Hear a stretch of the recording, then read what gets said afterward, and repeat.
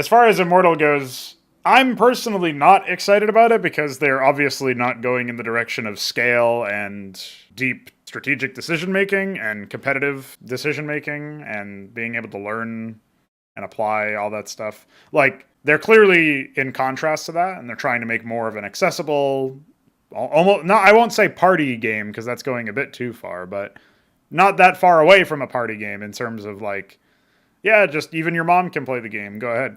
I want an exclusive club.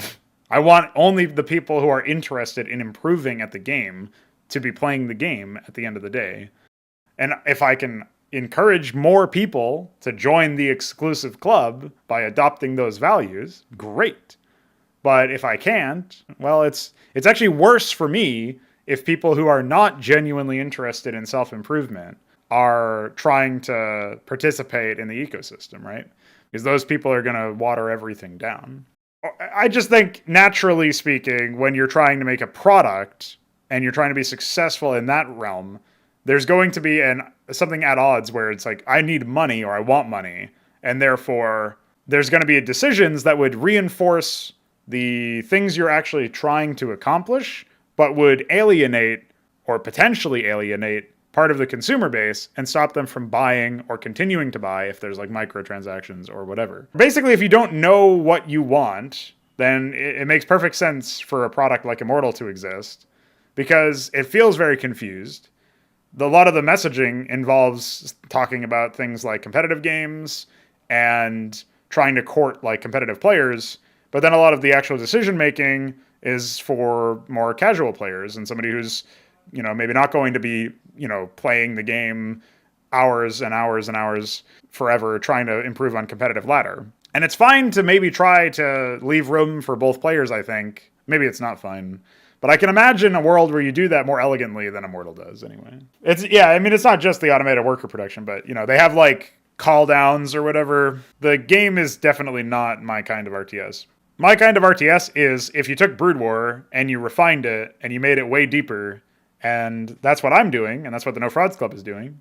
And so if that appeals to you conceptually, then you can stick around and enjoy our stuff when it is eventually ready for release. You can play Cosmonarchy Brood War, a prototype of our vision for the RTS genre. Immortal is like going backwards as far as I can tell.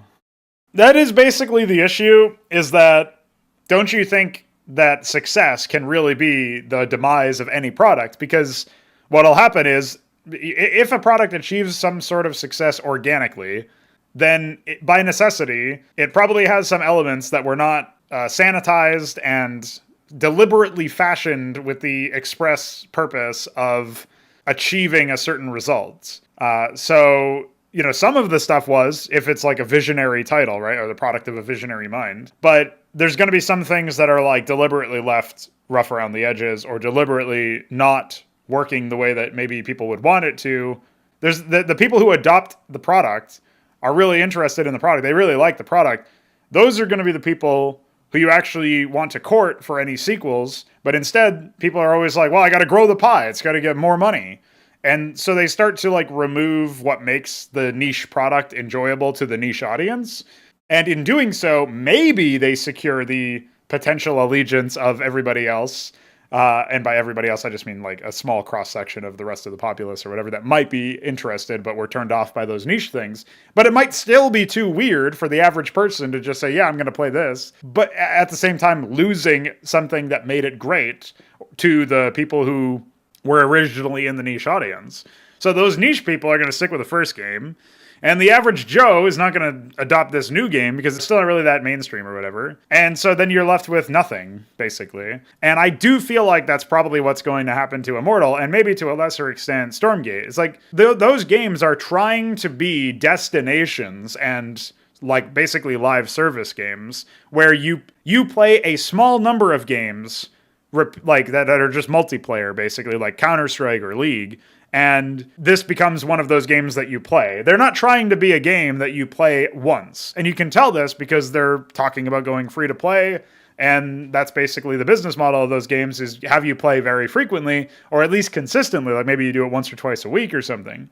Our business model is just going to be, you buy the game, you have the game, like how you used to do it with any product, instead of subscription services or free to play, but here's all these microtransactions or whatever. And as a result, we're targeting something completely different. Once you've paid us for the product, we've got your money and you've got our product. And that's how it works. And ideally, we can generate additional content and not package it out and drip feed it to you with more money either. It's like, if we release an expansion pack, it's going to have a ton of content in it, and it will be priced appropriately, like $5 instead of 30 or whatever the fuck.